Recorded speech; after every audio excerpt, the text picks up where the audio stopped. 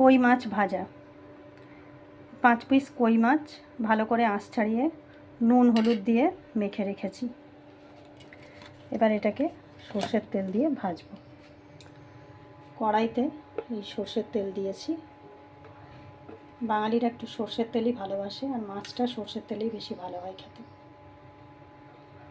তেলটা গরম হয়ে গেছে, তেলটা একটু কড়াইতে ছড়িয়ে নিচ্ছি যাতে মাছটা আটকে না যায়।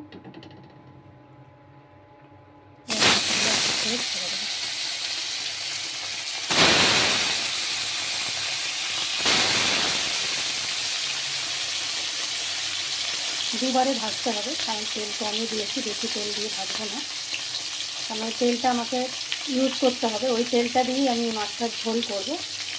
এই মাছটার ঝোল করতে আমি ফুলকপি আর আলু হাফ সেদ্ধ করে রেখেছি, একটু শিম, টমেটো, ধনেপাতা, আদা, কাঁচা লঙ্কা, একদম প্লেন জিরে ফোড়ন দিয়ে একটু ধনে গুঁড়ো, জিরে গুঁড়ো, লঙ্কা গুঁড়ো, হলুদ গুঁড়ো, নুন দিয়ে পাতলা ঝোলের মতো করবো, ঝোল করবো অ্যাকচুয়ালি।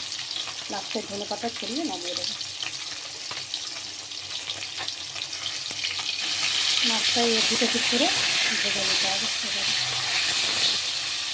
একটু ভালো করে ভেজে নিয়ে এভাবে মাছটাকে পরে ঝোল করে নেব। Thank you for watching.